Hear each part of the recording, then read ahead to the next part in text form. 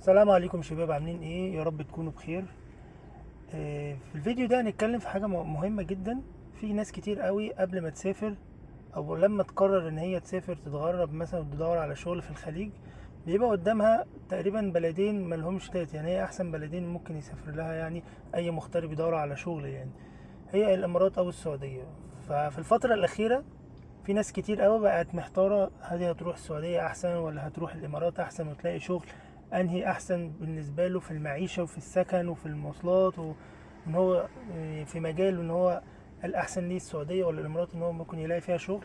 هو طبعا قبل أي حاجة احنا بنتكلم إن الرزق ده طبعا بتاع ربنا، ومحدش عارف ربنا كاتب له الرزق فين، سواء في السعودية أو في الإمارات أو في أي دولة في العالم. ممكن تلاقي شغلك او رزقك في اقصى الشمال او اقصى الجنوب او في اي حته يعني. فانا مش بتكلم في الفيديو ده لان انت ايه تروح تدور على شغل او تسافر في السعوديه او في الامارات. لا، احنا بندردش مع بعض دردشه بسيطه كده. بتكلم منطلق ان انا مثلا بقالي 8 سنين شغال هنا في الامارات، فانا بتكلم بقى كخبرتي هنا في الامارات. وطبعا في ناس كتير انا اعرفها موجودة، قرايبي واصحابي موجودين في السعودية، فبالمنطلق ده برضو انا خدت كلام من عندهم او خبرات هم عايشين هناك وبيقولوا لي الدنيا هناك عاملة ازاي. فعشان كده انا في الفيديو ده هحاول اعمل مقارنة بسيطة ما بين الامارات والسعودية، وايه بالنسبة لك ممكن تكون مناسبة اكتر. مش هقول ان انت احسن ليك ان انت لازم تروح السعودية ولا لا، انا بقول اختيارات مميزات وعيوب، المناسب ليك ممكن ما يناسبش لغيرك، ومثلا عيوب ده ممكن تكون ميزة لحد تاني. فاحنا بنتناقش في المجمل، يعني في حاجة مناقشة. وطبعا الناس اللي موجودة في السعودية طبعا اخواتنا، لو حد عايز يضيف اي حاجة من الكلام اللي انا هقوله او انا ما قلتهاش ونسيتها، طبعا يضيف برضو في التعليقات علشان برضو الناس تستفاد برضو. فهنبتدي بقى ايه في مقارنة بسيطة كده ما بين الامارات والسعودية. اول حاجة ان الامارات فيها الرفاهية عن السعودية أكتر بكتير. طبعا الإمارات من زمان هي معروفة بالرفاهية والحياة السريعة والتكنولوجيا والكلام ده كله.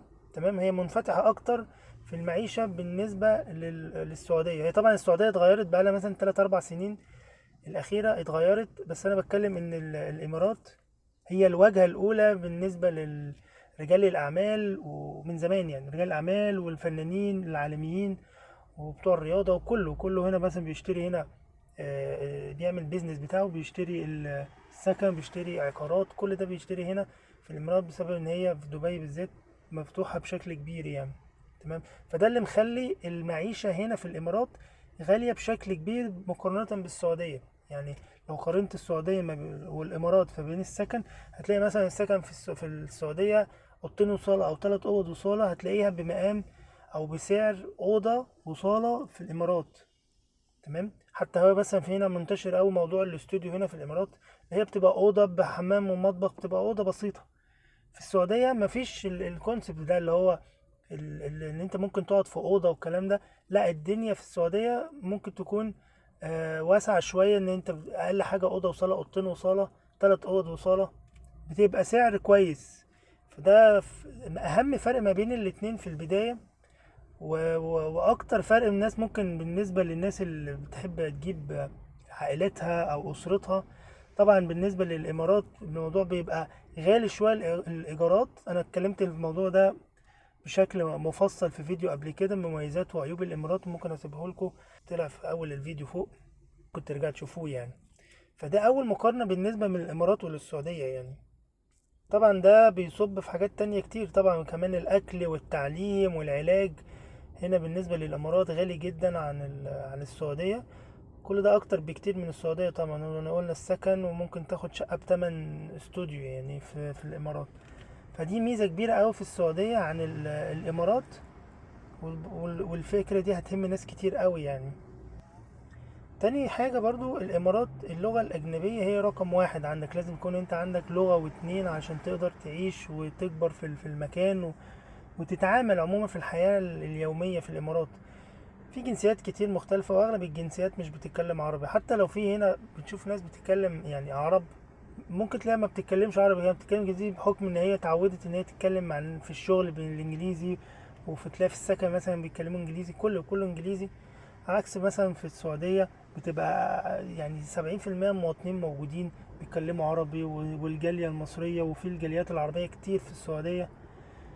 فده اللي بيخلي ان اللغة في الامارات هي رقم واحد، اللغة الاجنبية هي رقم واحد عن اللغة العربية. لكن السعودية اللغة العربية هي طبعا اللغة الام، واللغة السادية يعني اللي انت بتتكلم فيها في اي حتة هتلاقي بتتكلم عربي. حتى الباكستانيين والهنود هتلاقي معظمهم بيتكلموا عربي بحكم ان الاغلبية بيتكلم عربي. ده اللي بيعكس هنا الامارات، هتلاقي الاغلبية مثلا بيتكلموا انجليزي، حتى الهنود والباكستاني وكده بيتكلموا انجليزي. فانت غصب عنك لازم يكون عندك لغة علشان تقدر تعيش هنا يعني. فالانجليزي لو معاك صعب جدا، يعني هتبقى الموضوع في الامارات هيبقى صعب شوية عن السعودية يعني. حاجة تالتة كمان بتكلم عليها، سوق العمل في الإمارات شرس جدا وتنافسي، خصوصا في جنسيات بتقبل مثلا بمرتبات قليلة عن الجنسيات العربية، زي الهنود والباكستانيين والفلبينيين. يعني بيقبضوا مثلا 2000 3، يعني في الحدود دي. على الرغم مثلا تكون الوظيفة تستحق أكتر من كده، ممكن تبقى 5 6، بس هيفضل طبعا الباكستاني أو الهندي أو الجنسيات الأقل من كده اللي هما بيقبلوا حتى شغل ممكن يوصل ل 12 ساعة. ممكن العربي هنا مثلا في الإمارات ما يقبلهاش. تمام. لكن المرتبات في السعودية مرتبات كبيرة. تاني حاجة زي ما قلت، السكن بيبقى كويس، بيبقى مناسب، السعر بيبقى كويس. الأكل والشرب والبترول والكلام ده كله رخيص في السعودية. فده يخليك ان انت تقدر تحوش فلوس اخر الشهر عن الامارات. الامارات بقولك الحياة رفاهية عالية قوي، تكنولوجيا موجودة في كل حتة، الحياة سريعة، الرفاهية عالية قوي هنا في الامارات. والمرتبات ما بقتش زي الاول، المرتبات نزلت شوية بعد الكورونا بالخصوص يعني. فده اللي بيخلي ان المرتب في اخر الشهر ممكن ما يكفكش، عكس السعودية ممكن المرتبات كويسة إلى حد ما، بس في نفس الوقت الحياة عشان رخيصة، فانت تلاقي معاك في اخر الشهر غصب عنك هتلاقي معاك فلوس، عشان الرفاهية مش موجودة كتير في السعودية. انا مش بتكلم طبعا الفترة اللي فاتت اتغيرت خصوصا في الرياض يعني، بس بتكلم عموما بشكل عام يعني. اللي انت ممكن تقدر تحوش في مرتب حتى لو وسط متوسط 4 5 تلاف ريال في السعودية، تقدر تحوش على قد ما تقدر يعني. عكس زي ما قلت الامارات الحياة سريعة، الحياة غالية في كل حاجة، الايجار والسكن والاكل والشرب والبترول وكده وكل حاجة. فده اللي بيخلي برضو الناس تتميز السعودية في حتة الفلوس، واللي انت تقدر تحوش لو انت مغترب يعني وعايز تحوش تقدر تحوش فيها. لكن لو انت عايز تعيش عيشة كويسة ورفاهية والكلام ده بس ما تقدرش تحوش زي السعودية، هتبقى الامارات هي رقم واحد بالنسبة لك يعني.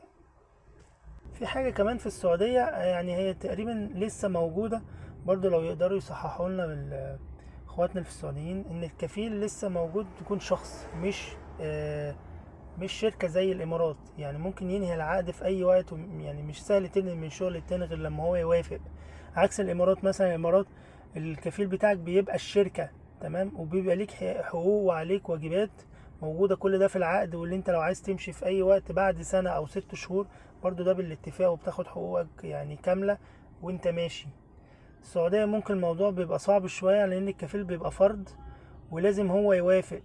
تمام. وهنا في الامارات بيبقى فيه مثلا عندك حقوق في الجوازات او العمل والعمال، على حسب انت شغال في شركة خاصة ولا شركة حكومة. بيبقى حقوقك موجودة حتى لو الشركة مشيتك مثلا فصل تعسفي، انت بتاخد حقوقك كاملة، بتروح تشتكيهم وتعرف تاخد حقك كويس قوي. السعودية ممكن يعني لحد دلوقتي ممكن يكون الكفيل لسه على شخص. برضو الناس برضو بتأكد لنا، بس ده اللي انا اعرفه لحد دلوقتي. فدي برضو ميزة للامارات عن السعودية في حتة الكفيل دي. تمام.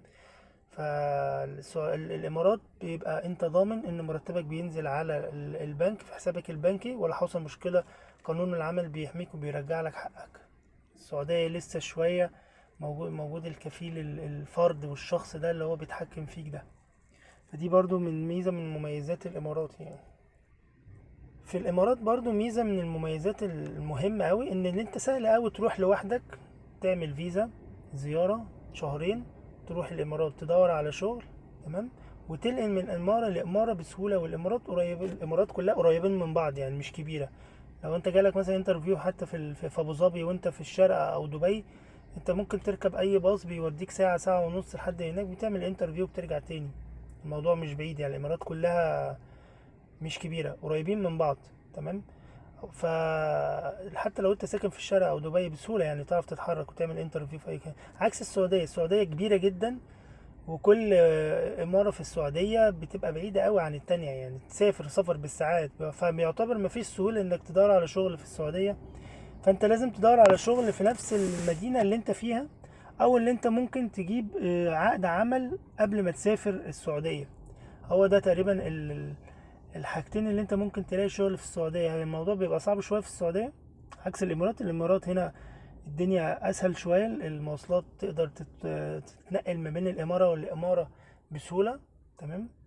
تقدر تلاقي شغل بسهولة، تعرف تدور على شغل هنا بسهولة. السعودية لحد ما لسه الموضوع صعب شوية، بسبب ان انت لازم لو نزلت في اي مكان في السعودية هتدور على شغل في نفس المكان اللي انت بتدور فيه. وغالبية الناس طبعا بتنزل الرياض. يعني الرياض هي اللي كلها شغل، وهي اللي كلها اللي انت فيها فرص عمل يعني بشكل كبير، بسبب التطور اللي حصل بطريقة كبيرة يعني الفترة الأخيرة، آخر 3 4 سنين زي ما أنا قلت يعني. طبعا من المميزات المهمة جدا اللي انا اتكلمت عنها في فيديو قبل كده، مميزات وعيوب الامارات. الامان في السعودية والامارات يعني الى حد ما بشكل كبير، يعني امان بطريقة كبيرة يعني. لكن انا بتكلم في الامارات بشكل خاص، ان الامارات بالنسبة للامان هي رقم واحد انا شايفها في الوطن العربي كله، وممكن على مستوى العالم كمان تبقى مصنفة في التوب فايف.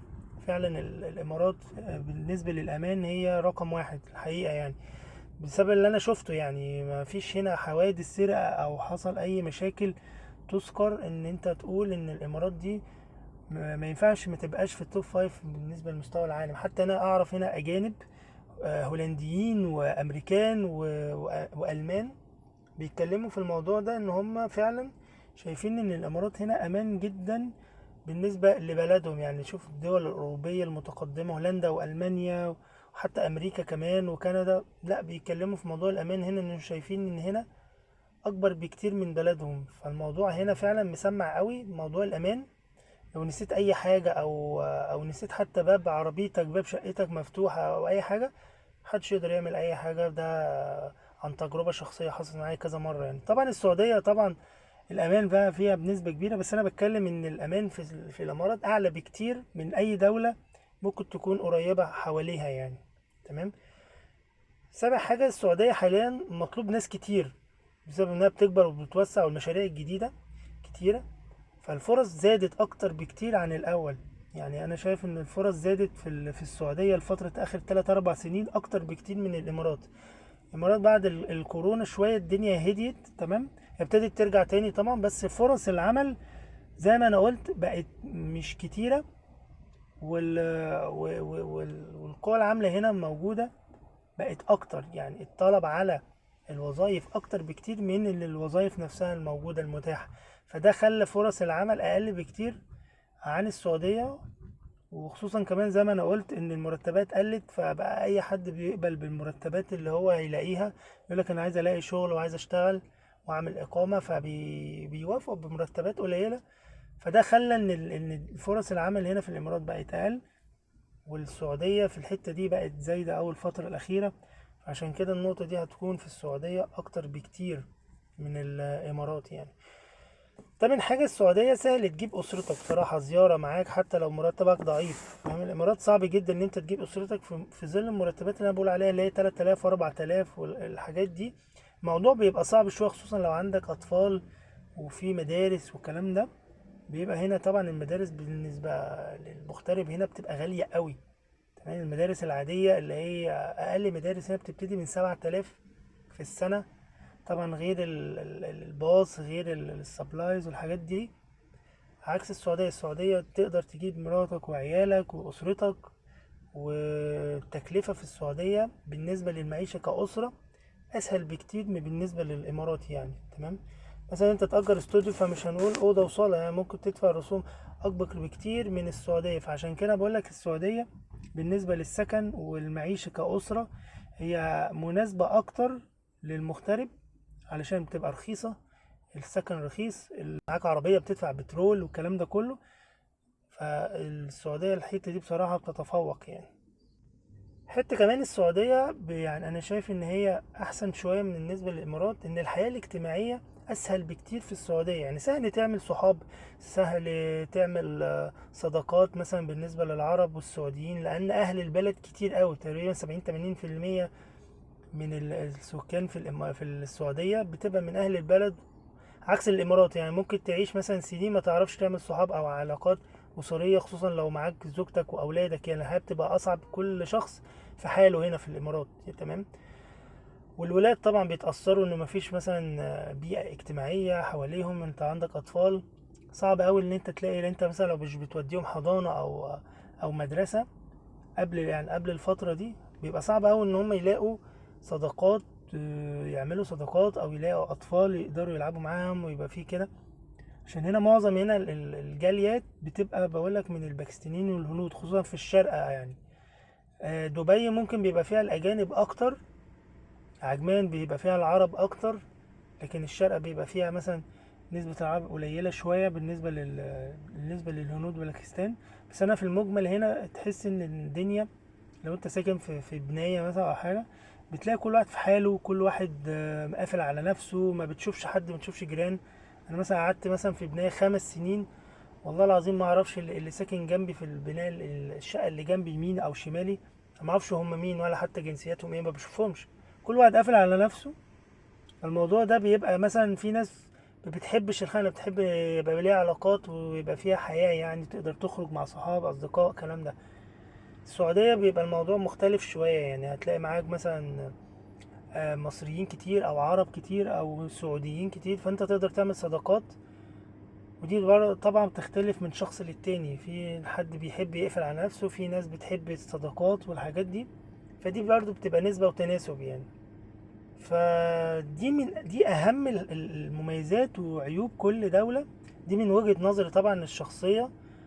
وطبعا في ناس تانية ممكن تقولك لا، ده الحاجات دي مثلا مش مظبوطة، أو الحاجات دي مثلا لا، بتختلف من الشخص للتاني. أنا بقى احنا دردشة يعني، أنا مش بقول كلام لازم يكون هو ده الصح أو الغلط يعني. دي طبعا بتختلف عن رأي تاني، بس انا بتكلم ايه دردشة بشكل عام. بالنسبة للامارات انا بتكلم عن تجربتي الشخصية، عشان كده بتكلم عن الامارات. وطبعا عن السعودية لما اتكلمت بتكلم عن تجارب ناس انا اعرفها وقرايب ليا في السعودية. طبعا ناس كتير يعني بيبقى ليا قرايب اصدقاء في السعودية، يعني الجالية المصرية او الجالية العربية كتير اوي في السعودية. فهتلاقي ناس كتير اوي بتتكلم في المواضيع دي يعني. فده فيديو سريع كده عن المميزات والعيوب، وايه اللي انت تقدر تعمل، او تحدد مثلا انت تقدر تسافر انهي بلد، ايه المناسب ليك، سوق العمل هنا ولا هنا، فاهم؟ فده حاجة بسيطة كده يعني اتمنى ان انت تكون استفدت منها يعني. وطبعا لو اي حد عنده اضافة او اي اختلاف ممكن يقدر يكتب في الكومنتات، مفيش اي مشاكل، الكل يستفاد يعني. طبعا لو حد عنده اي سؤال او استفسار مثلا يكتب لي في الكومنتات وانا هرد عليه. ان شاء الله اشوفكم في الفيديو الجاي. يلا، السلام عليكم.